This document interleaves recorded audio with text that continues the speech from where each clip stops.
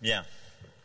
Mesdames et messieurs, chers amis, beaucoup de choses ont été dites et vous êtes revenus à travers, et je vous en remercie, vos discours et les comptes rendus des différents ateliers sur nombre de détails qui font le quotidien de beaucoup d'entre vous. Et je voulais vous remercier non seulement pour ces restitutions, pour l'accueil d'aujourd'hui, Monsieur le Président de Rungis, pour l'accueil sur ce carreau d'Île-de-France, mais plus largement pour le travail effectué depuis des semaines.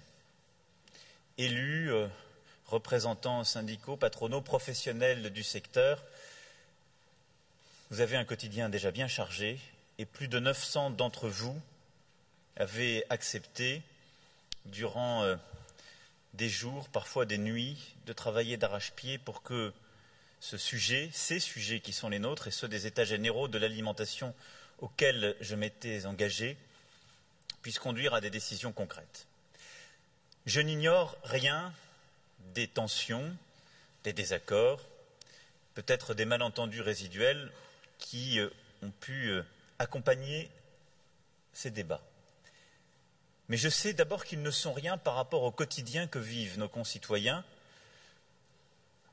agriculteurs, dirigeants d'entreprise et l'angoisse qui est la leur, les difficultés qui sont les leurs, que ces tensions ne sont rien par rapport à celles que vivent certains de nos territoires qui ont à accompagner ces transformations, et par rapport à l'attente légitime de nos concitoyens qui sont aussi aujourd'hui inquiets de la qualité de leur alimentation. Mais je sais aussi que ces débats ont permis de lever beaucoup de conflits. Et vous l'avez dit à plusieurs reprises, je vous en remercie les uns et les autres, ils ont permis de renouer avec une forme d'esprit de responsabilité partagée. Et je vous le dis ici très nettement, il m'appartient de livrer quelques conclusions intermédiaires de ces États généraux. Mais ces conclusions seront peu de choses si elles ne sont pas accompagnées de l'esprit de responsabilité collective. C'est vous, toutes et tous, qui aurez à faire vivre les résultats de ces États généraux dans vos pratiques quotidiennes. C'est vous. Et chacune et chacun d'entre vous, dans vos compétences et vos qualités, qui aurez à faire exister ces travaux. Les États généraux de l'alimentation ont deux objectifs. Le premier, permettre aux agriculteurs de vivre du juste prix payé, de permettre à tous dans la chaîne de valeur de vivre dignement, et le second, de permettre à chacune et chacun d'avoir accès à une alimentation saine, durable, sûre. Et ce que je souhaite que nous commencions à compter d'aujourd'hui, ça n'est pas de mettre en œuvre une série d'ajustements techniques. Nous en passerons par là. Mais c'est que nous puissions décider collectivement d'un changement profond de paradigme pour construire ensemble, à la lumière de vos travaux, une mobilisation de tous et toutes et cette responsabilité nouvelle que j'évoquais il y a un instant. Quels sont aujourd'hui nos défis ? Nous avons les défis du prix qui touchent tous les acteurs de la chaîne. Aujourd'hui, les producteurs plus particulièrement, mais in fine, tout le monde sera impacté. Celui de la souveraineté alimentaire, qui est un objectif que nous devons poursuivre à l'échelle du pays, mais plus largement de l'Europe. Celui aussi de la santé de nos concitoyens. Nous vivons en effet dans un pays où les agriculteurs ne peuvent plus vivre du juste prix payé. Ce constat, vous l'avez tous établi clairement. Et ne pas vouloir le regarder en face ou en tirer toutes les conséquences, c'est, même lorsqu'on n'est pas concerné au premier chef, décider que tôt ou tard nous construirons la fin de nos propres équilibres. L'équilibre de certains de nos territoires, de notre propre indépendance et même de nos modèles de distribution qui reposaient sur la capacité que nous avions de cette organisation collective.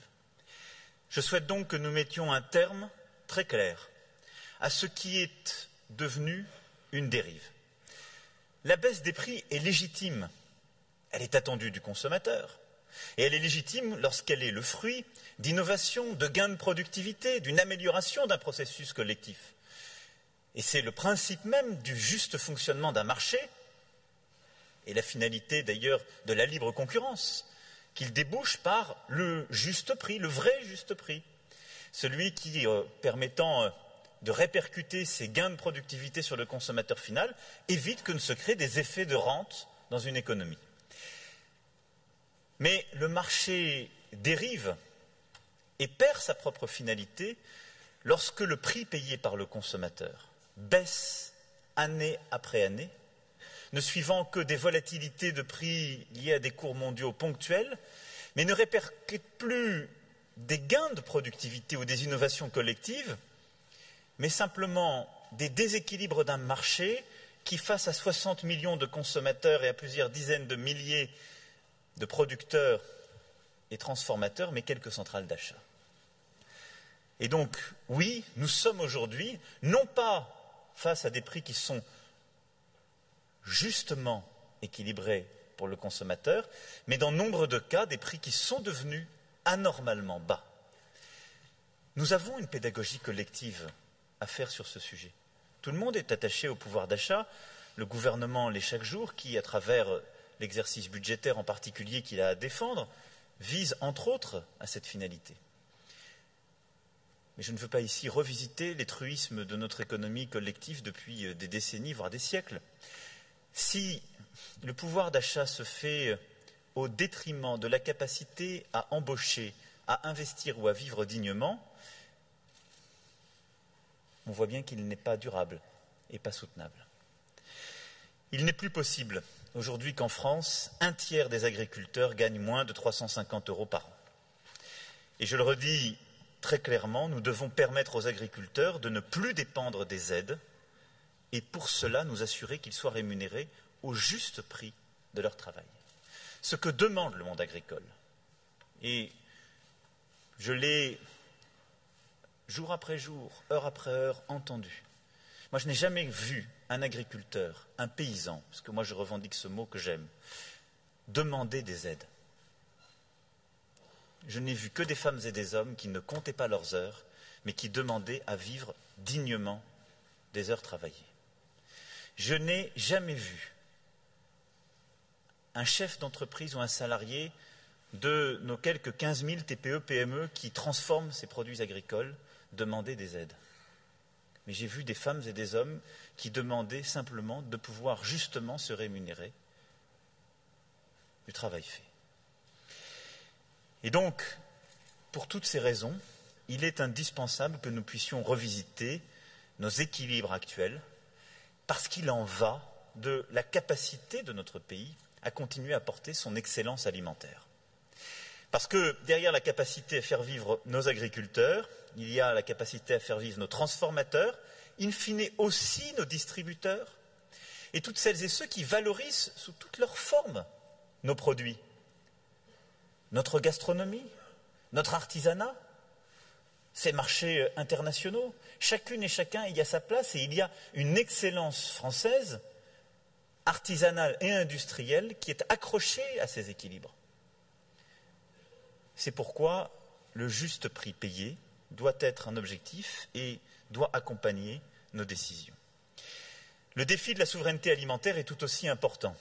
C'est celui qui consiste à accompagner partout en Europe la transformation de nos modèles productifs, à pouvoir monter en qualité, à répondre aux besoins alimentaires de nos populations, à répondre à leurs goûts, à répondre aussi aux défis internationaux, mais à tout faire dans nos décisions pour que jamais ne disparaisse une filière si elle est encore de manière équitable, compétitive.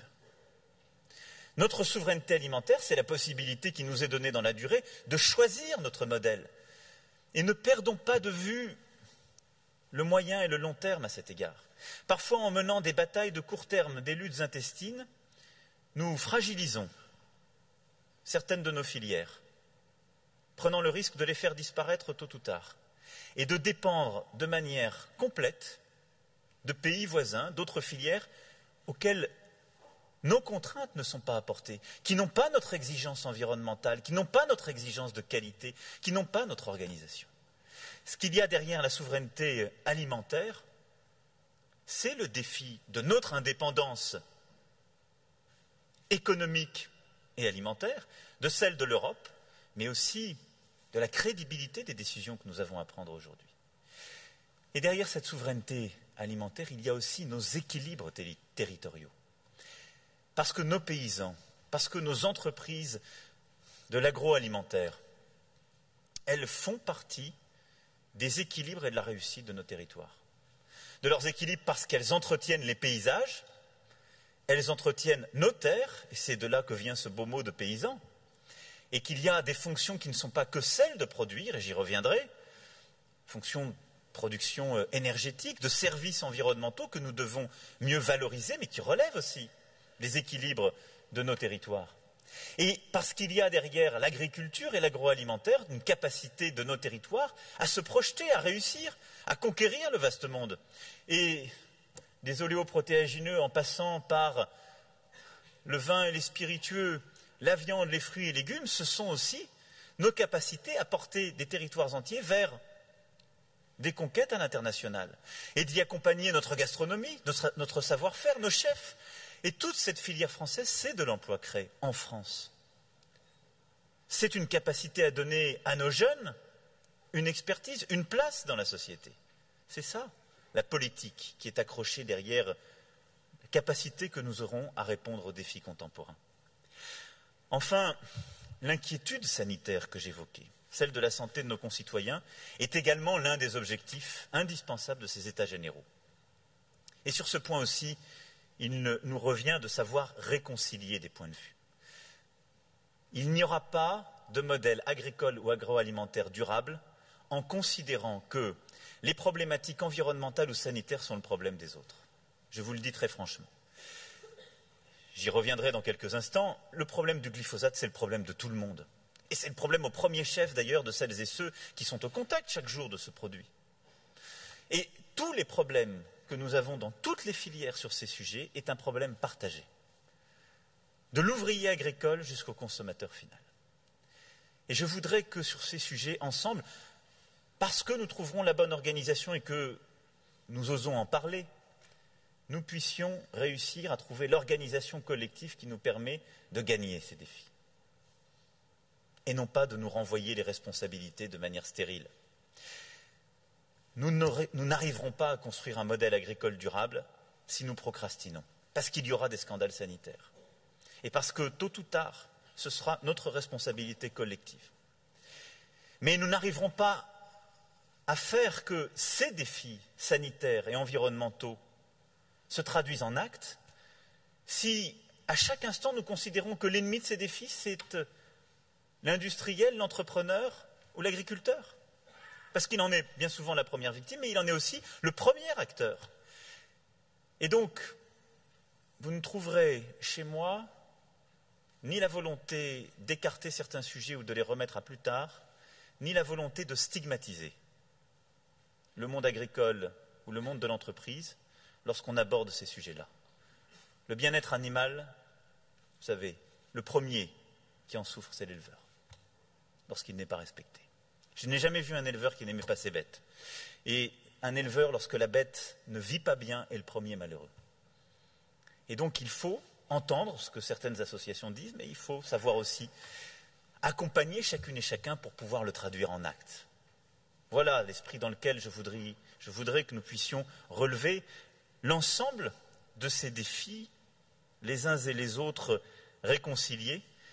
Et voilà comment je souhaite que nous puissions donner un cadre durable et des décisions claires à votre agenda. Alors, pour pouvoir réussir cette transformation profonde qui répondra aux défis que je viens d'évoquer, nous devons prendre quelques décisions, je vais y revenir, qui sont les leviers de la transition, quelques responsabilités collectives et réussir sur le plan national, européen et international à nous engager sur ce chemin. La priorité, et c'est l'objectif de cette première étape des États généraux de l'agriculture, c'est de s'assurer, comme je le disais, que, à la fois pour maintenir notre tissu industriel, agricole, pour être à la hauteur des défis de notre souveraineté alimentaire, nos exploitants agricoles puissent vivre du prix payé et puissent transformer le secteur qui est le leur. Et pour cela, le prix et la qualité sont les deux leviers de transformation. Face en effet à tous ces défis, nous avons tous une responsabilité, et la toute première, c'est de mettre fin à cette guerre de prix, comme je l'évoquais. Stopper la guerre des prix, c'est stopper la dévalorisation permanente du revenu des agriculteurs, c'est leur permettre de vivre, ou plutôt de revivre, de leur travail.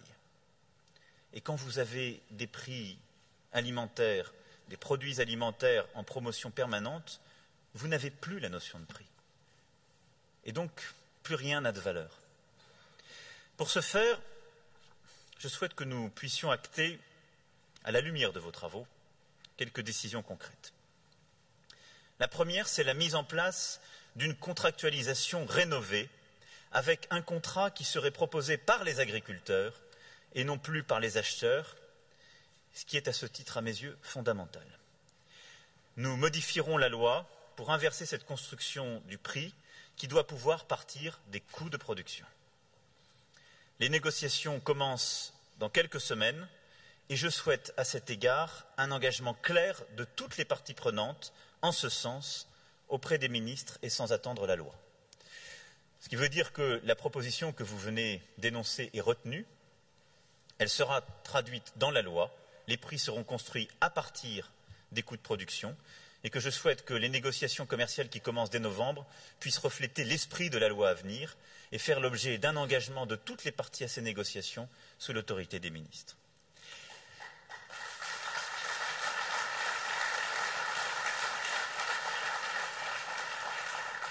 Mais cette nouvelle approche ne saurait suffire, parce qu'elle ne sera efficace que si les agriculteurs se regroupent véritablement en organisations de producteurs pour peser plus dans les négociations en tirant profit des possibilités existantes du droit de la concurrence. Je sais les réticences que peuvent avoir certains. Je constate le fait que ces pratiques de regroupement ne sont pas systématiques. C'est une erreur. Et c'est une erreur profonde. Et aussi vrai que je souhaite que l'État prenne ses responsabilités, je vous le dis, vous devez aussi prendre vos responsabilités et vous regrouper beaucoup plus rapidement, beaucoup plus massivement autour de ces organisations de producteurs. Nous agirons fortement en ce sens. Nous devons avoir des résultats probants avec de véritables organisations de producteurs commerciales, pour le lait par exemple, qui, au premier chef, en a besoin. Aussi, pour ce faire, nous conditionnerons certains dispositifs d'aide à la taille des organisations de producteurs commerciales.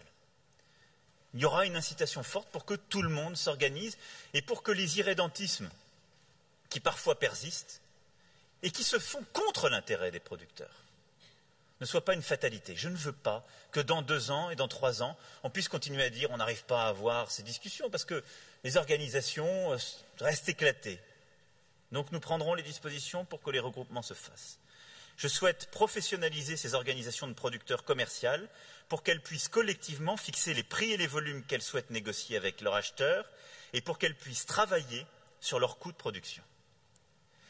C'est pourquoi, afin de permettre aux agriculteurs de peser dans les négociations, des indicateurs de marché, des coûts de production et des contrats types par filière doivent être définis.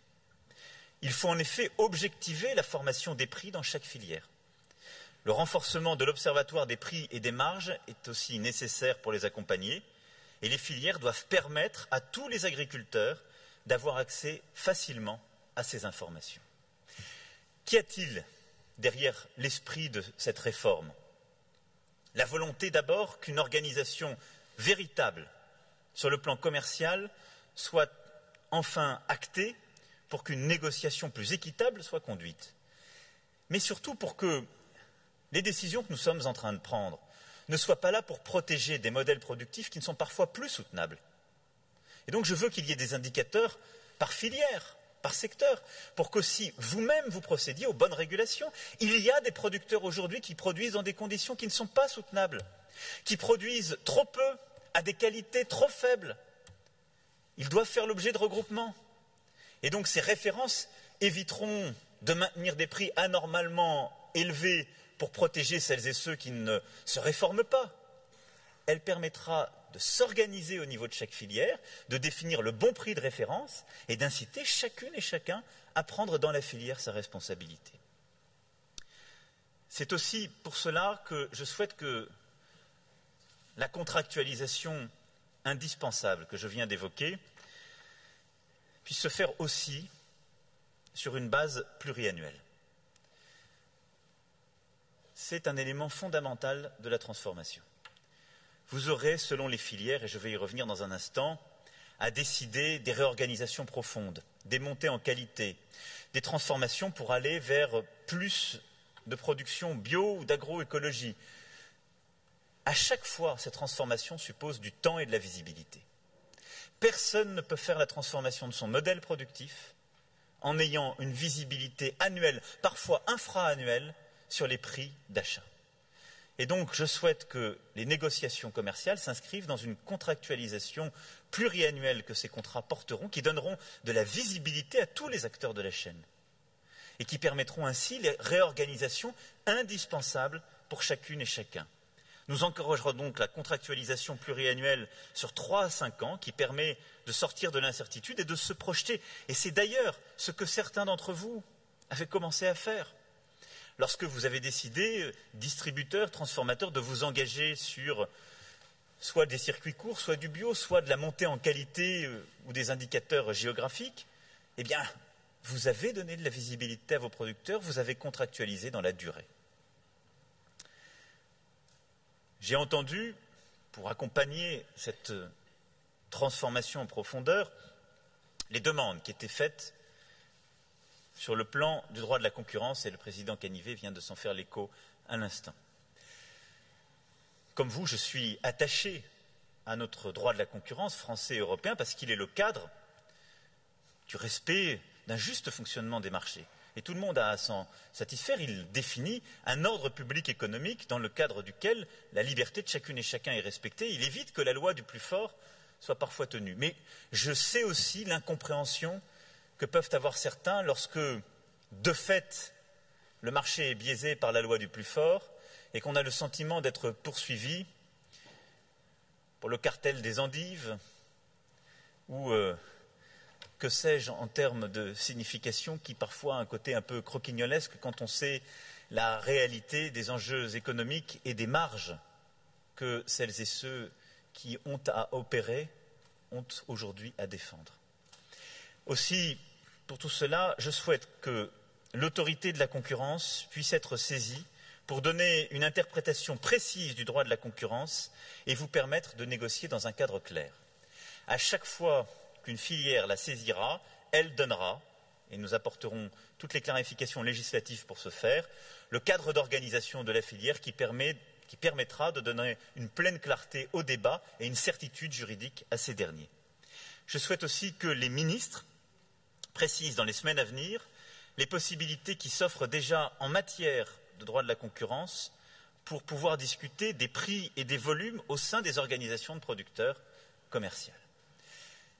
Aujourd'hui, le droit de la concurrence européen permet certaines discussions et certains aménagements lorsqu'il se justifie par l'objectif recherché. Certains, je pense à celles et ceux qui, pour le compter, ont eu, parce qu'ils défendaient une excellence, à réguler des volumes sur les marchés, ont pu d'ailleurs défendre et plaider une telle cause. Je souhaite qu'on puisse généraliser cette approche et déjà, à droit européen constant, clarifier le cadre dans lequel vous pourrez organiser ces discussions, réguler les volumes, réguler davantage les prix et protéger les équilibres en présence. Et plus largement, c'est cette philosophie qui sera défendue dans les textes européens, en particulier la directive Omnibus en cours de discussion et toutes celles à venir. L'État prendra quant à lui ses responsabilités pour une pleine application des dispositions de la loi sur la transparence, la lutte contre la corruption et la modernisation de la vie économique, avec un contrôle effectif et des sanctions véritablement appliquées. Il n'est pas acceptable que certaines entreprises ne respectent pas la loi en ne publiant pas leurs comptes, par exemple, et faussent, ce faisant, de fait, la réalité de la discussion dans une filière. À ce titre,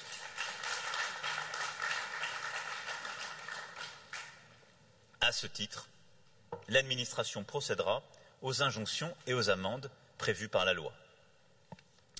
Nous renforcerons aussi le rôle du médiateur des relations commerciales agricoles. Nous devons pouvoir agir plus rapidement, plus efficacement, avec un véritable arbitrage dont la décision vaudrait référé. Le dispositif anglo-saxon dit du name and shame, qui consiste à nommer publiquement les acteurs qui ne respecteraient pas ces nouvelles règles, sera rendu possible. Et ce dispositif a pu, dans d'autres domaines, je pense à celui des délais de paiement, montrer sa pleine efficacité. Il sera aussi retenu pour ce qui est des relations commerciales agricoles. Concernant la coopération commerciale, nous devons aussi nous engager dans sa modernisation, faciliter le départ des coopérateurs, rénover la gouvernance du Haut Conseil de la coopération agricole et inciter les coopératives à faire preuve de plus de transparence dans la redistribution de leurs gains aux producteurs. Ces dispositions garantissent le respect des valeurs de la coopération qui sont basées sur la solidarité économique. Enfin, pour lutter contre les prix abusivement bas et pour permettre de stopper la course au prix, j'ai entendu votre proposition de relever le seuil de revente à perte et l'encadrement des promotions. Je n'ignore rien des débats, tous pertinents, que vous avez sur ce sujet pu avoir. Nous ne réglerions pas le défi collectif qui est le nôtre aujourd'hui avec uniquement les éléments que je viens d'exposer. Mais nous ne devons tomber collectivement dans aucune facilité qui consisterait à mettre d'accord les producteurs, les transformateurs et les distributeurs en omettant le consommateur.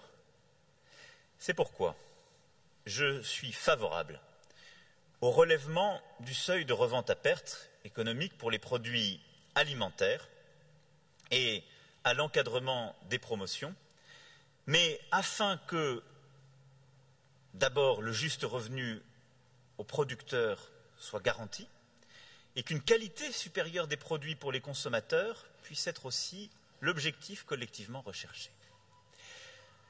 Et je pense que c'est avec ce double objectif que nous devons aborder le sujet du relèvement du seuil de revente à perte. Je suis donc favorable à ce que la loi qui aura apporté ces dispositions et qui sera présentée au Parlement au premier semestre 2018 et votée au premier semestre 2018 porte cette réforme.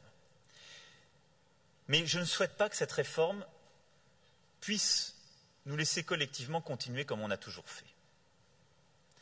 Elle doit être aussi le ferment d'une transformation en profondeur, celle sur laquelle je vais revenir, mais celle d'une réorganisation collective et d'une organisation par filière. C'est pourquoi je vous demanderai de votre côté, d'ici la fin de l'année, de travailler pour donner une pleine visibilité sur les objectifs que je viens d'évoquer, de nous assurer que ces objectifs seront remplis, et donc de conclure pour la fin de l'année des plans de filière, filière par filière. Le seuil de revente à perte qu'on augmenterait seul, sans demander aucun effort, aucun accompagnement, aucune transformation, vous le voyez bien, c'est une forme de chèque en blanc. Je sais bien que dans certains endroits, ça viendrait répondre à des besoins. Mais je sais aussi que dans beaucoup d'endroits où l'échange de manière récente, la transformation d'achat des Chinois, j'y reviendrai, ces derniers mois, ont pu donner de l'oxygène, on n'a pas fait les réformes qu'on devait faire. On n'a pas changé l'organisation collective. Et on va se réveiller dans 2 mois, dans 3 mois, avec les mêmes problèmes, et ça finira chez le ministre de l'Agriculture comme ça. C'est toujours fini, avec des demandes d'aide, des restructurations, des aides d'urgence. Si nous sommes responsables collectivement, vous avez votre part de responsabilité derrière la réforme que le gouvernement est prêt à porter. Cette responsabilité, c'est aussi que chaque filière soit en capacité de définir un dialogue productif d'avenir. Et donc, ce que je veux, c'est que ces plans de filière que vous aurez à préparer pour la fin de l'année, ce qui est une gageure que je ne mésestime pas, mais dont nous avons besoin, puissent nous permettre de dire filière par filière, voilà ce qu'il nous faut pour pouvoir retrouver le prix juste qui permet de vivre pour l'agriculteur. Voilà les défis pour pouvoir regrouper, reconcentrer, investir dans certaines filières, parce que nous devons transformer notre offre pour être à la hauteur des goûts de nos concitoyens ou des défis à l'international. Voilà ce que nous devons faire pour prendre à bras-le-corps la transition écologique et environnementale. Et chaque filière aura apporté le plan de transformation qui est en quelque sorte sa part de responsabilité, accompagnant la contractualisation et l'augmentation du seuil de revente à perte. Je le dis parce que les tensions des dernières heures et des derniers jours sur ce sujet ont montré les guerres de position. Le choix que je veux faire aujourd'hui, ce n'est pas celui de décaler le front de bataille, c'est de vous faire passer d'une logique de guerre de position les uns contre les autres à une guerre de mouvement collective, où vous aurez à travailler ensemble pour que les filières réussissent. Chacun devra faire des efforts, les uns sur leur marge, un peu sur les prix, et les autres sur leur organisation collective, pour pouvoir justement transformer nos secteurs et nos filières. Vous l'avez compris, je suis donc prêt à m'engager fortement sur l'ensemble des sujets que je viens d'exposer, et le ministre aura ainsi à présenter au Conseil des ministres et à faire voter au premier semestre 2018 une loi qui, parce qu'elle devra aller vite et que cet engagement est aussi important que celui que nous avons pu porter dans d'autres domaines, pourra prendre la forme d'ordonnance pour pouvoir justement aller plus vite et plus fort, parce que cet engagement vous l'attendez et il est nécessaire et je vous le dois.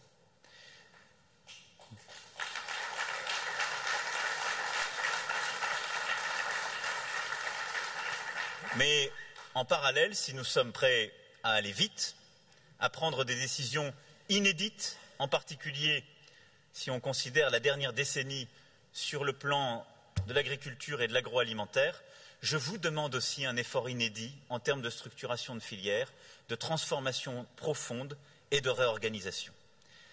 Ces plans de filières doivent permettre d'assurer aux Français la montée en gamme autour de labels, des signes de qualité, de la bio, avec des objectifs chiffrés à 5 ans.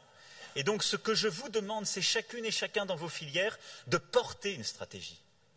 Et de ne pas attendre que la stratégie soit dictée par la concurrence internationale, par la crise à venir, ou, pour certains autres, par l'État lui-même. C'est à vous de la proposer et de la porter pour la fin d'année. Et en début d'année prochaine, je rassemblerai avec les ministres, et en particulier le ministre de l'Agriculture, l'ensemble des filières pour que nous puissions consacrer ces documents, la stratégie que vous aurez proposée et les transformations qui les accompagnent.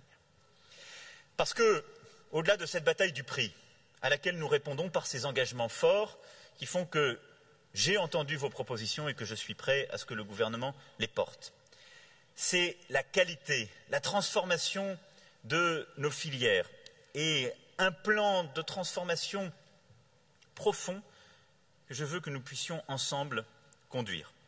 Ces leviers économiques et réglementaires s'appliqueront filière par filière, mais chacune doit porter un projet de transformation. Parce que je n'appelle pas à une uniformisation. Et sur le sujet qui est le nôtre, nous ne devons pas avoir une approche uniforme. Il continuera à y avoir plusieurs modèles agricoles, de l'agroécologie, en passant par le bio, le circuit court, des modèles intensifs, des modèles à l'export, de l'indication géographique. Il y aura toujours une pluralité productive. Il y aura des filières dont chacune a sa philosophie et ses propres enjeux. Et il y aura évidemment des dynamiques régionales, locales, qui doivent rester fortes parce que les spécificités sont là portées. Et je n'oublie à cet égard en rien nos territoires ultramarins que nous accompagnerons dans cette transformation. Et l'agriculture et l'alimentation fera partie des objectifs des assises de l'outre-mer. Chaque filière aura à porter ses propres défis. Mais je vous pose la question cet après-midi. Quand bien même nous arriverions à décider de la contractualisation, de la remontée du seuil de revente à perte, etc., est-ce que vous pensez que nous pouvons nous contenter d'avoir 0,5% de porc bio en France, 3% en label rouge, alors que nous ne parvenons pas à satisfaire la demande de nos consommateurs? Moi, je ne le crois pas. Est-ce que vous pensez que nous pouvons rester immobiles à regarder chaque matin le cours du marché de Plérin en espérant que les Chinois continuent d'acheter nos produits? Moi, je ne le crois pas. Et je n'ai pas d'ailleurs envie de cela. Est-ce que vous pensez que nous pouvons raisonnablement continuer à être organisés comme nous le sommes aujourd'hui et dans certaines régions de France qui me sont chères, comme d'aucuns d'entre vous, à guetter notre propre cours de change avec les pays du Proche et Moyen-Orient pour espérer exporter les poulets que nous ne pouvons pas ni ne voulons faire consommer à notre propre population quand nous ne savons pas produire au goût de celle-ci? Collectivement, dans toutes les régions et toutes les filières, nous avons protégé des choix absurdes. Absurdes. Et nous les avons protégés parce que nous n'arrivions pas à régler le problème du prix et des équilibres économiques. Comme je suis prêt à m'engager à vos côtés pour le régler, je vous demande de vous engager aux côtés du gouvernement pour régler les défis de chaque filière. Et ne pas attendre que l'État les règle. Régler le problème du porc, du bœuf, du lait, ça n'est pas aller demander le énième plan de crise le jour où ça continuera à aller mal. C'est vous organiser dans les filières et sur le territoire pour changer les modèles productifs. Qu'est-ce que cela veut dire concrètement? Ça veut dire que nous devons regarder et accompagner les marchés export qui donneront des débouchés, par exemple à la filière des fruits et légumes. Nous les connaissons, nous travaillons pour lever les contraintes qui se sont posées ces dernières années, continuer à accompagner la montée en qualité, la montée du bio, continuer certains autres modèles complémentaires, mais avoir une stratégie export offensive que la filière porte et dans laquelle l'État l'accompagne. Ça veut dire arrêter des productions, qu'il s'agisse de la volaille ou du porc, qui ne correspondent plus à nos goûts, à nos besoins, et qui font que nous allons lancer la concurrence sur des marchés internationaux face à des pays contre lesquels nous ne pouvons rien, et nous ne pourrons rien, ni face aux Brésiliens, ni face aux Russes ou quelques autres, sur des produits de mauvaise qualité ou de qualité moyenne. Nous n'arriverons raisonnablement dans la durée à accompagner nos producteurs, et vous le savez bien, et nous le savons bien. Nous ne leur donnerons des perspectives que si nous montons en qualité, que si nous les accompagnons. Certains l'ont déjà fait, et beaucoup sur le territoire, et je salue leurs efforts. Mais regardons en face chacun de nos défis, chacun. Et ce que je demande aux filières, c'est de consolider tous les producteurs qui ont déjà fait ce travail, et il y en a beaucoup dans nos régions, remarquables, qui ont su trouver des labels, développer justement la qualité, monter avec des appellations, des indications géographiques, qui ont su consolider la qualité française et la défendre, mais accepter de regarder aussi nos producteurs qui sont dans une situation plus fragile, qui se sont mis dans des modèles productifs où il n'y a pas d'avenir, et les accompagner par des projets d'investissement, par des projets où nous devons et où nous devrons restructurer des filières. C'est évident. Et donc tout ce travail auquel je vous invite, c'est celui qui consiste à ne pas vous promettre de concurrencer demain la ferme des 100 000 vaches en Chine, ni, comme je vous le disais, le Brésil, l'Ukraine ou la Russie sur la gamme de poulets congelés. C'est plutôt celui qui nous conduira à accompagner ce qui a, comme vous l'avez très bien dit, dans certains territoires et dans certaines filières, déjà été très bien fait, mais que nous devons aujourd'hui démultiplier. Nous devons valoriser le label rouge, travailler à la découpe, à la transformation de la volaille en France, pour répondre à la demande de la restauration collective et à celle des plats transformés. Pour la filière bovine, nous devons développer les initiatives qui assurent un juste prix payé aux producteurs comme éleveurs et engagés. Rappeler aux Français, par une politique que l'État accompagnera, ce qu'est l'élevage bovin en France, la diversité de nos races, les bienfaits de l'élevage herbagé, le bien-être animal dans lequel vous vous êtes déjà engagés. Et la reconquête de la restauration collective est aussi, à cet égard, une priorité pour cette filière. Nous devons repenser le maillon de l'abattage en le restructurant, en le modernisant et en relocalisant dans certains territoires. Les abattoirs du futur sont un programme déjà engagé. Je souhaite que nous puissions l'accélérer, mais pour accompagner ce qui, dans la filière bovine, est l'endroit où nous perdons beaucoup de compétitivité par rapport à nos concurrents. Et vous le voyez bien, ce travail d'investissement indispensable, c'est celui qui nous permettra d'être plus productifs, d'aller au bout de nos démarches en termes justement de bien-être animal.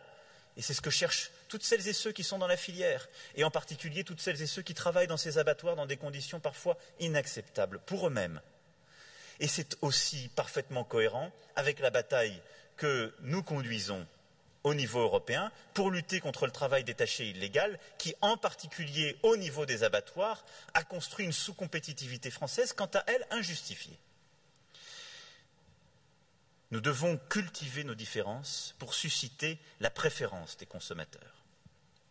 Quand j'ai pris l'engagement pendant la campagne que les œufs vendus aux consommateurs ne seraient issus que d'élevage en plein air d'ici 2022, c'est parce qu'aussi nous pouvons ensemble atteindre cet objectif. Ce n'est pas pour stigmatiser les éleveurs qui ont déjà fait énormément d'investissements, mais c'est pour, dans le cadre de ce plan de filière que la filière aura à proposer à conduire, dire que l'État est prêt à s'engager financièrement pour accompagner la restructuration de toute la filière par le plan d'investissement. Que la grande distribution doit aussi donner à cet égard de la visibilité sur les volumes et un prix plus rémunérateur pour permettre aux éleveurs de réinvestir. Et c'est que nous devons expliquer aux consommateurs que payer quelques centimes de plus leurs œufs, c'est permettre cette transformation. Il est évident que si nous restons dans la guerre de position actuelle, on ne fera rien.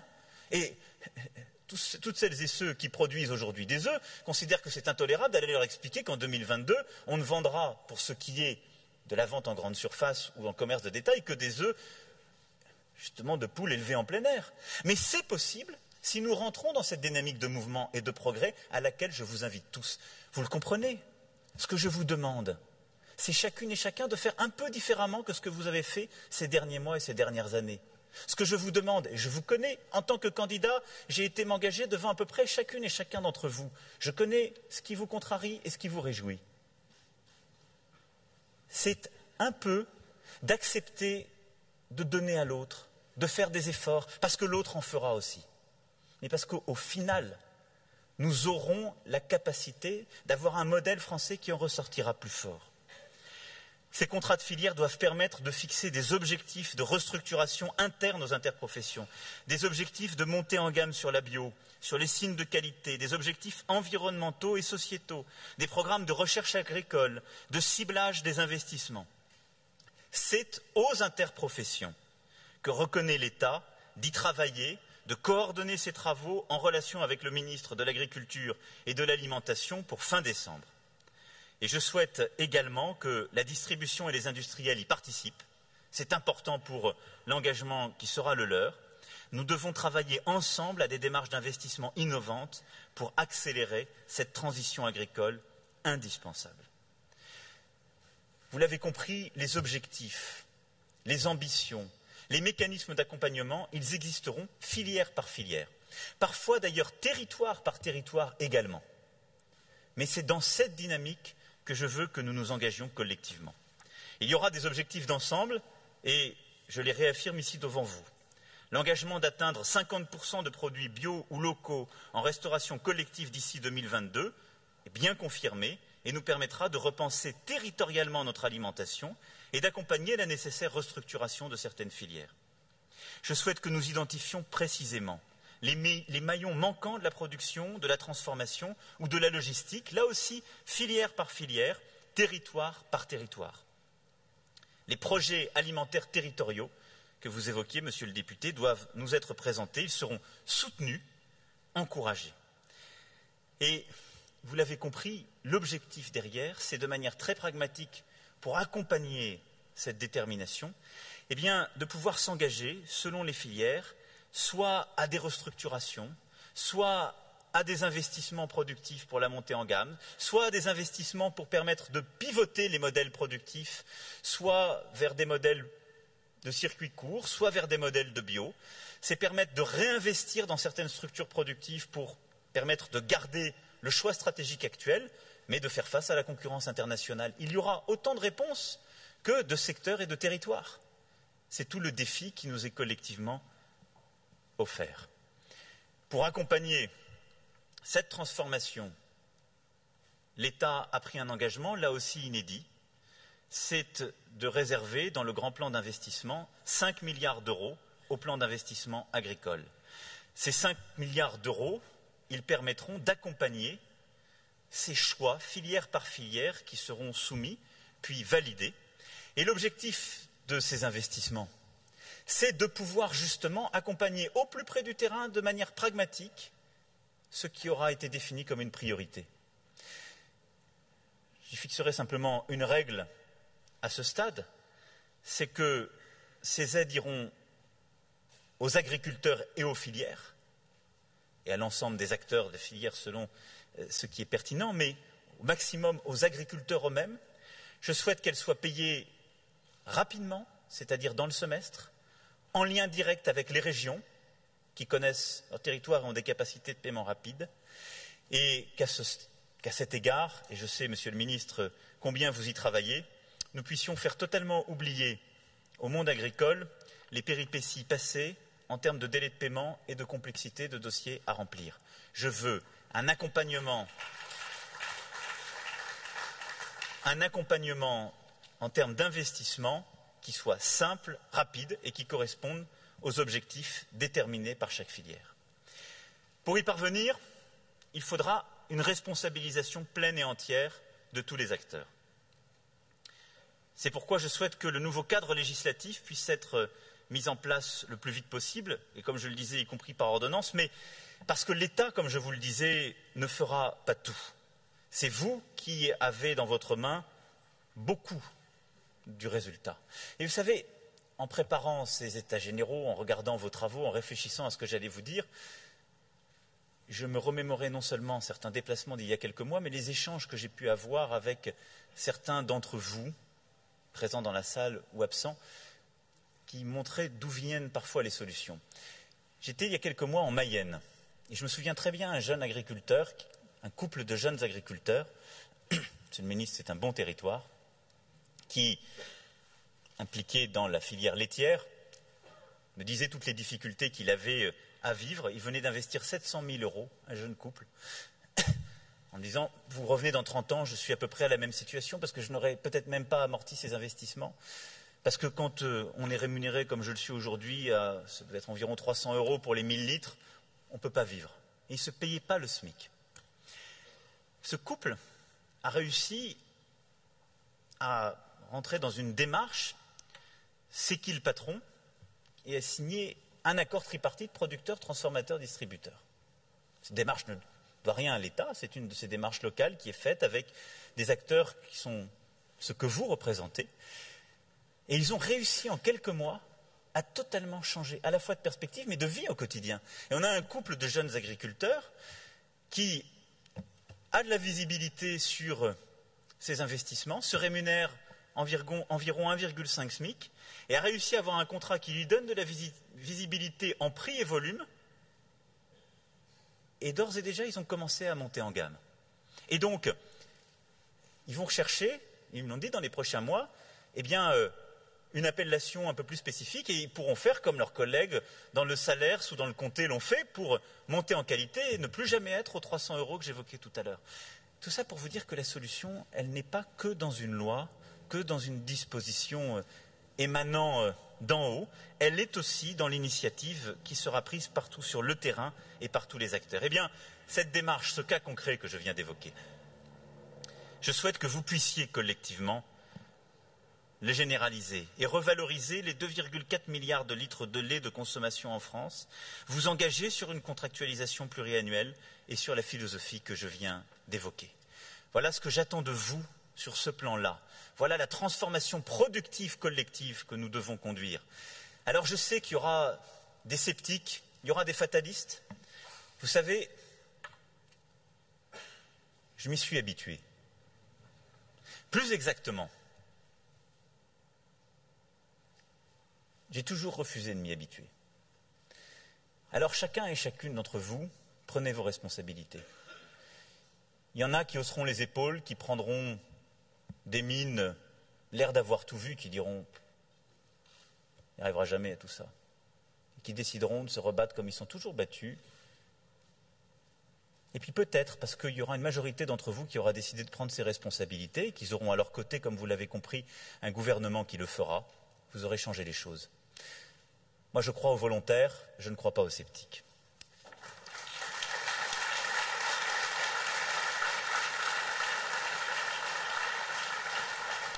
Mais au-delà de la transformation du modèle productif et de la responsabilité partagée qui est la nôtre, Et enfin, il nous faut répondre aux inquiétudes légitimes de nos concitoyens face aux défis de la santé et de l'environnement. Et je vous le disais tout à l'heure, il n'y aura pas de modèle productif durable, fort pour nos territoires et à l'international, s'il n'y a pas une capacité collective à répondre à ces inquiétudes et à avoir un modèle agricole qui réponde aux objectifs de santé et d'environnement. Nos concitoyens sont d'abord préoccupés à cet égard par ce que j'appellerais une nouvelle géopolitique de l'alimentation. Et il nous revient d'y apporter des réponses très claires. Je sais toute l'inquiétude que le CETA ou le Mercosur peuvent lever dans la population, chez certaines associations, chez certains producteurs, dans certaines filières, je pense au bœuf. Et je veux être ici très clair. Ces accords commerciaux soulèvent des enjeux lourds, tant pour la protection du consommateur que la protection des producteurs. J'avais pris un engagement pour ce qui est du CETA, c'était de confier à une commission d'experts indépendants une évaluation de toutes les conséquences. Le rapport a été remis au Premier ministre en septembre. Toutes les conclusions sont en train d'être tirées et un plan d'action sera présenté par le Premier ministre et l'ensemble des ministres concernés la semaine prochaine, avec des mesures très claires d'action, de contrôle, d'encadrement. Et à cet égard, toutes les réponses aux questions soulevées par les experts seront rapportées et traduites en actes. En temps voulu, la France aura ratifié ce traité. Mais nous nous assurons que toutes les préconisations seront suivies des faits pour ce que le rapport a proposé. Mais je veux aussi être très clair sur la mise en œuvre du CETA. Elle sera, parce que c'est ainsi de droit et de fait, parfaitement conforme aux normes européennes sur la santé et l'environnement pour empêcher toute concurrence déloyale sur le marché européen. Et donc, pour être très clair, j'entends parler parfois de saumon transgénique. Si le Canada veut autoriser sa commercialisation sur son propre marché, c'est le droit souverain du Canada. Mais dans la mesure où la réglementation française et européenne interdit la commercialisation d'un tel produit, évidemment, elle l'interdira pour tous les produits importés par le biais du CETA. Et les contrôles seront drastiques à cet égard. Et aucun traité commercial ne vous propose d'avoir un droit qui est inférieur à ce que vous opposez à vos propres acteurs. Et donc il y a sur ce sujet parfois des malentendus ou des contre-vérités que je veux ici pleinement lever. Les conditions posées par le rapport d'experts seront pleinement mises en œuvre dès la semaine prochaine, mais tout le droit européen, toutes nos normes environnementales, sanitaires, sécuritaires, concernent toutes les filières qui sont les vôtres, seront évidemment pleinement défendus et respectés par l'ensemble des produits importés dans le cadre de ce traité, comme dans le cadre de tout traité commercial. Je veux aussi compléter le CETA par des initiatives qui garantiront que la qualité française est reconnue et appréciée à sa juste valeur. L'étiquetage de l'origine des viandes et des produits laitiers doit être renforcé, y compris dans les produits transformés, pour que le consommateur puisse choisir en connaissance de cause. Et je souhaite aussi renforcer dans les accords commerciaux les exigences plus largement sur les modes de production. J'ai ensuite bien compris la volonté forte de la Commission européenne d'achever des discussions commerciales en cours avec le Mercosur et plus largement d'achever, de donner un nouveau tour aux négociations commerciales de l'Union européenne avec d'autres régions du monde.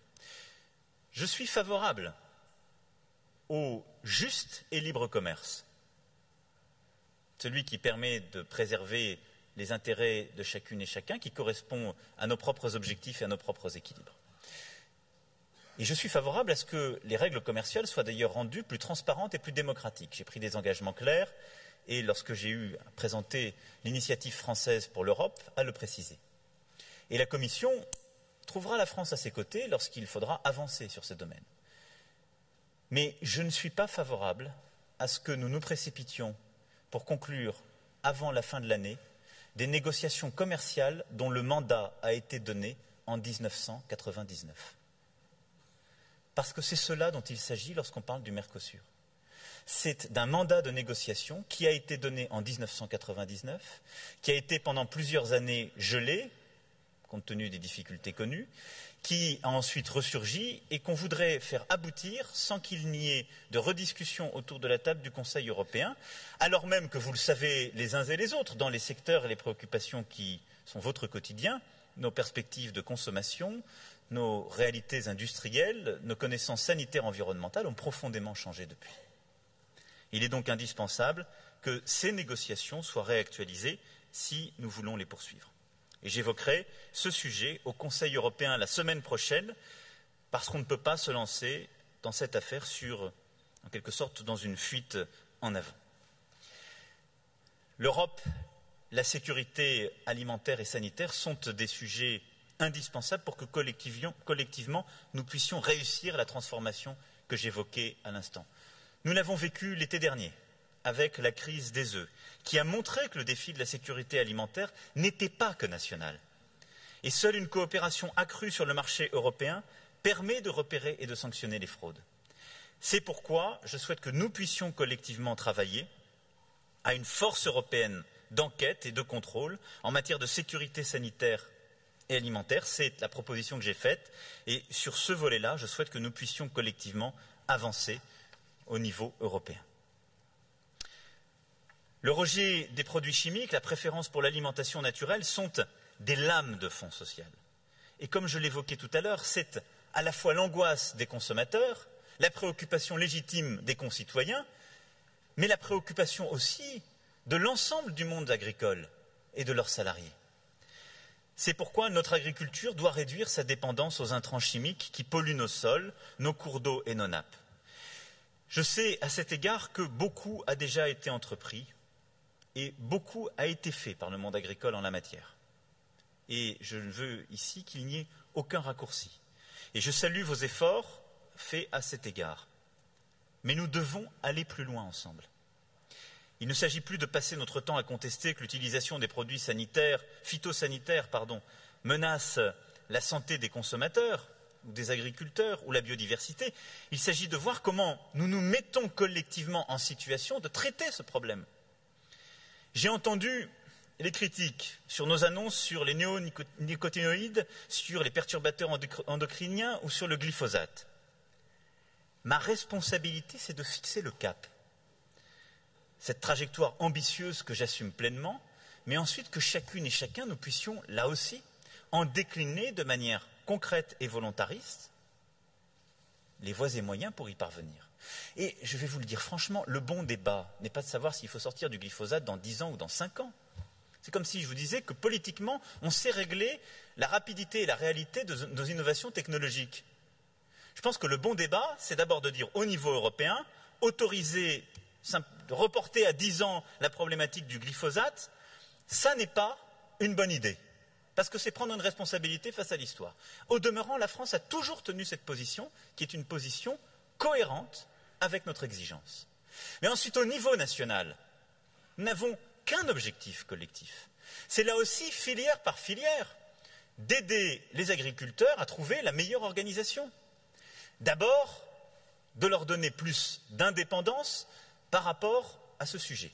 Beaucoup, là aussi, l'ont fait, des efforts considérables ont été faits. Mais j'ai pris un engagement, il sera là aussi dans la loi, c'est de séparer le conseil de la vente. Sur beaucoup de produits phytosanitaires, il y a encore une vente liée qui fait que le conseil n'est pas indépendant et la loi séparera la vente du conseil. Ensuite, c'est de regarder filière par filière comment on peut mieux doser. Des filières sont exemplaires à ce titre et nous mettrons en avant les bonnes pratiques qui ont été faites et portées par le monde agricole.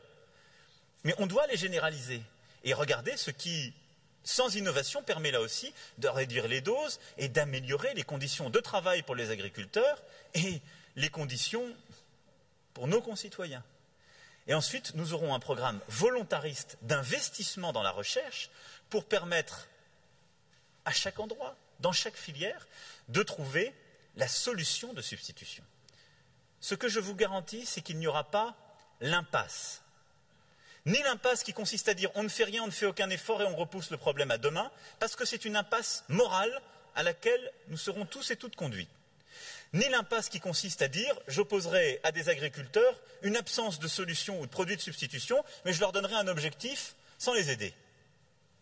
Je veux là aussi qu'il y ait une responsabilité, que dans le temps nous travaillons à trouver les bonnes solutions. Elles se déclineront en regardant les alternatives comme le biocontrôle, en accompagnant les agriculteurs dans les bonnes pratiques, en chiffrant les coûts et en finançant pour accompagner ces transformations, en regardant les impacts aussi sur la main-d'œuvre et les contraintes que cela impose parfois, je ne les mésestime pas, et en les accompagnant, et en dosant comme il le faut les recours jugés indispensables ou sans substitution. C'est un pragmatisme auquel je nous invite collectivement. Et là aussi, il n'y a pas de gagnant, il n'y a pas de perdant sur ce débat. Il y a une intelligence collective à traduire en actes dans notre pays, parce que vous êtes collectivement les premiers concernés. Je n'ignore rien du bouleversement de ces engagements sur votre manière même de travailler la terre, son impact sur les rendements, les mutations extrêmes que nous allons devoir affronter et qu'il nous faut repenser. Mais ce qu'il y a derrière tout cela, c'est que nous devons repenser une nouvelle France agricole, collectivement. Parce que le modèle dans lequel nous nous sommes enferrés n'est pas soutenable. Et donc, vous le voyez bien, du prix, en passant par la transformation industrielle, jusqu'à la transformation indispensable pour répondre à nos objectifs environnementaux, sanitaires. C'est l'invention d'une nouvelle France agricole que nous devons collectivement conduire. Et nous sommes là pour transformer ensemble, pour trouver les bonnes solutions. Elles imposeront également que nous puissions, en termes de recherche et de formation, prendre des décisions courageuses. Je souhaite que partout, sur tous les sujets, nous puissions être exemplaires en termes d'expertise et d'indépendance de l'expertise. Chacun des sujets que j'ai évoqués, et je ne suis pas ici exhaustif, vous les connaissez parfois bien mieux que moi, chacun de ces sujets fait l'objet de débats de société nourris et légitimes. Mais chacun de ces sujets nous met là aussi face à un devoir démocratique, celui d'éclairer le débat.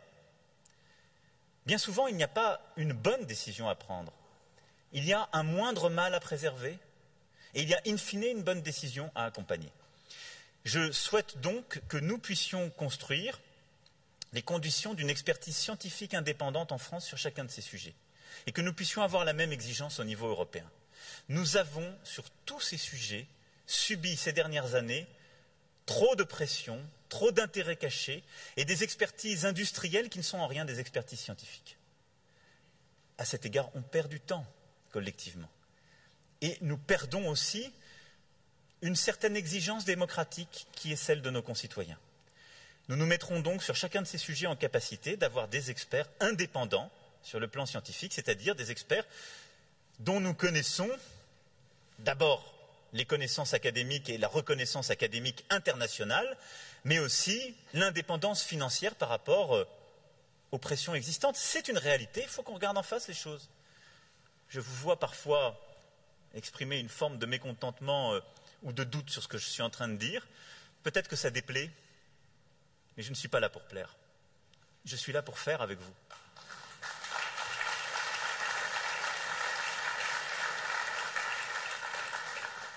Parce que nous avons besoin de cela, sinon nous serons constamment pris dans le bégaiement des intérêts. Un jour on suivra l'un parce qu'il fait des publicités ou qu'à dire d'experts, un temps donné il dit cela, puis le jour d'après on suivra l'autre. Non, essayons de construire une vérité partagée, collectivement construite. Et il est indispensable qu'au niveau européen, nous ayons la même exigence. De la même façon, je souhaite que nous continuions à préserver le modèle d'excellence en termes de recherche agronomique qui est le nôtre. Nous avons le premier institut de recherche agronomique en Europe. C'est pourquoi je souhaite une meilleure coordination entre l'INRA, les chambres d'agriculture, les instituts techniques qui doivent travailler ensemble de manière concertée au national, mais aussi régionalement. Et les plans de filière doivent également mentionner les travaux de recherche prioritaires à mener et les investissements nécessaires. Là aussi, nous aurons une politique volontariste d'investissement sur les programmes qui sont perçus comme les plus importants pour accompagner chaque filière dans sa transformation. Il importe aussi d'accompagner la formation des plus jeunes. Les élèves du lycée agricole Bougainville qui sont présents avec nous sont des témoins indispensables de cette ambition, mais nous devons là aussi adapter nos formations et continuer à le faire aux défis contemporains qui sont les nôtres et à la transformation que nous sommes en train de partager et collectivement d'accompagner. Il importe aussi de mieux valoriser et rémunérer les services environnementaux que les agriculteurs sont capables de rendre à la collectivité, en agissant pour préserver les sols, les eaux, la biodiversité, et rémunérer de manière juste ces services. J'ai pris un engagement, il sera donc suivi des faits, 200 millions d'euros pour la rémunération de ces services environnementaux en plus de ce qui était décidé. Et là, je ne veux pas rouvrir ces sujets bien connus entre les piliers 1 et pilier 2, qui ne parleront peut-être pas à un nombre de personnes dans cette salle, mais qui évoqueront un passé cuisant pour d'autres dans cette salle. Quand j'ai pris cet engagement, je n'avais pas forcément anticipé qu'il y avait eu des engagements financiers et puis qu'il y avait eu des engagements à votre endroit et que l'un et l'autre n'étaient pas totalement en ligne. Donc, je ne veux pas qu'on rouvre ce qui a été décidé ces derniers mois. Durant les 2 années de cette PAC, je souhaite que sur ces services environnementaux, nous puissions accompagner par le grand plan d'investissement ces mesures en faisant des aides directes aux agriculteurs et qu'ensuite nous puissions l'intégrer dans la maquette budgétaire et la nouvelle PAC pour être conforme aux engagements pris et à ce que légitimement vous souhaitez pouvoir accompagner. Je souhaite aussi qu'on puisse pleinement accompagner le monde agricole dans le modèle productif, énergétique et environnemental qu'il porte aujourd'hui. Les agriculteurs, aujourd'hui, sont des acteurs de la production énergétique décentralisée et de la transformation de nos paysages et de nos modèles productifs. Et sur ce sujet, ils sont confrontés à la complexité administrative.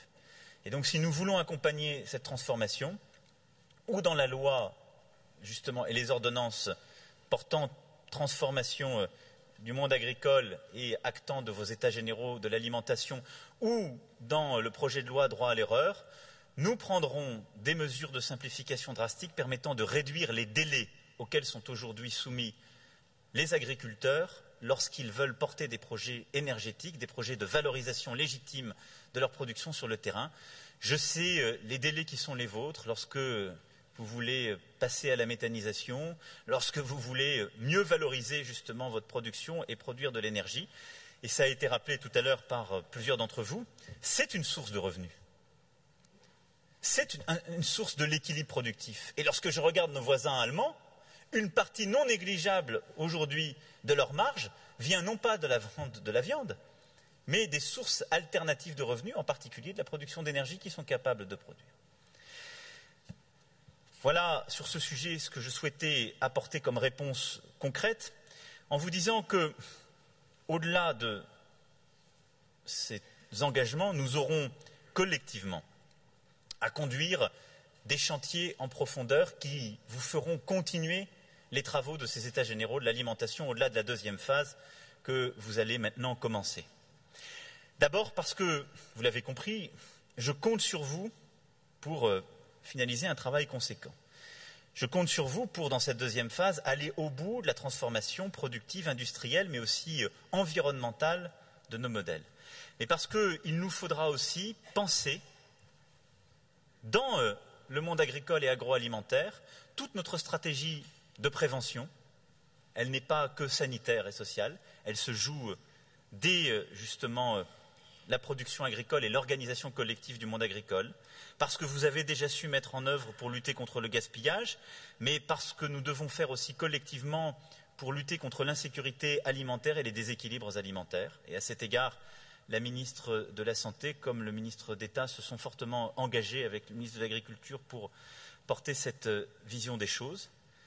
Et vous aurez aussi à poser les prémices de notre nouvelle négociation pour la politique agricole commune. Et je ne pourrais terminer ce propos, même s'il est provisoire sur ces états généraux, sans dire un mot de cette politique agricole commune.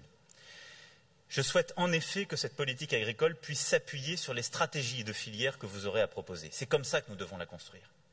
Je ne souhaite pas que nous la défendions comme une espèce de persistance rétinienne d'un modèle qui est en train de passer et que nous voulons changer.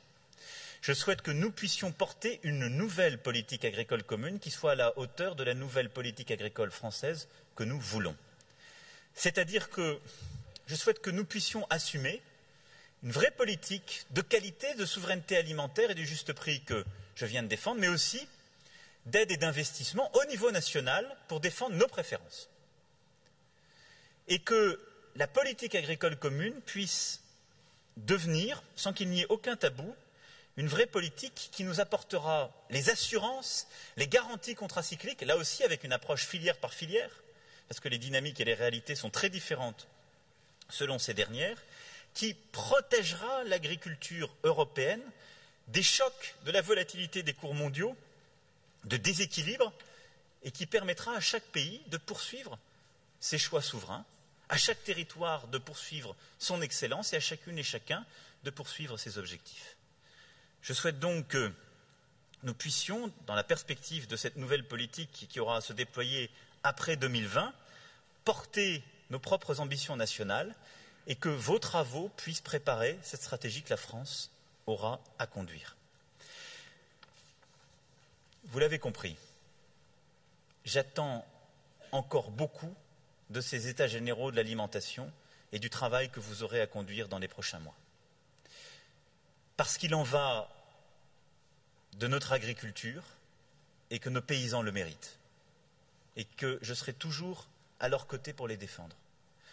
Il en va de notre industrie agroalimentaire parce qu'il y a une excellence française en la matière. Il en va de notre gastronomie, il en va de notre distribution, il en va de nos territoires et de leurs équilibres. Et donc la stratégie que nous avons à conduire et à mettre en acte dès aujourd'hui est un défi profond qui n'est pas qu'économique. C'est un défi de territoire, de civilisation pour le pays. Parce que c'est ce à quoi nos concitoyens sont éminemment attachés. Et j'y suis attaché comme eux.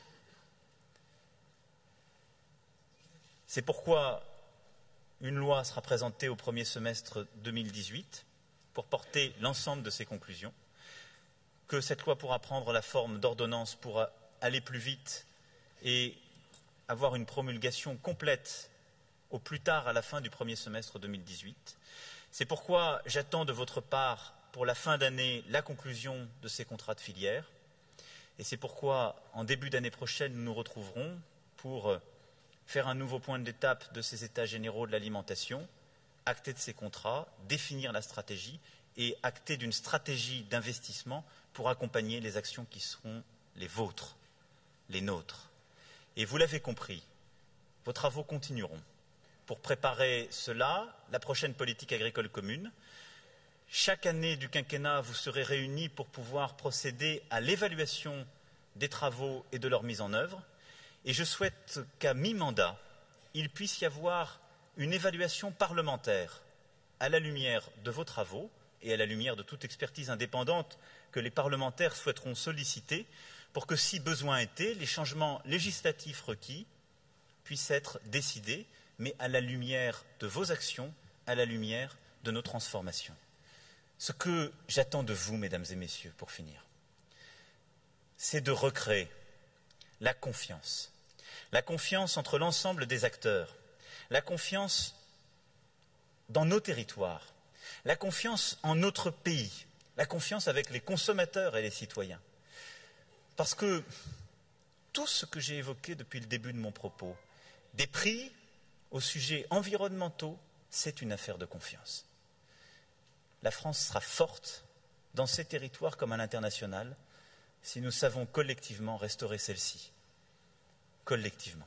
Et donc, vous l'avez compris, vous pouvez beaucoup compter sur moi parce que j'ai décidé de beaucoup compter sur vous. Je vous remercie. Merci beaucoup.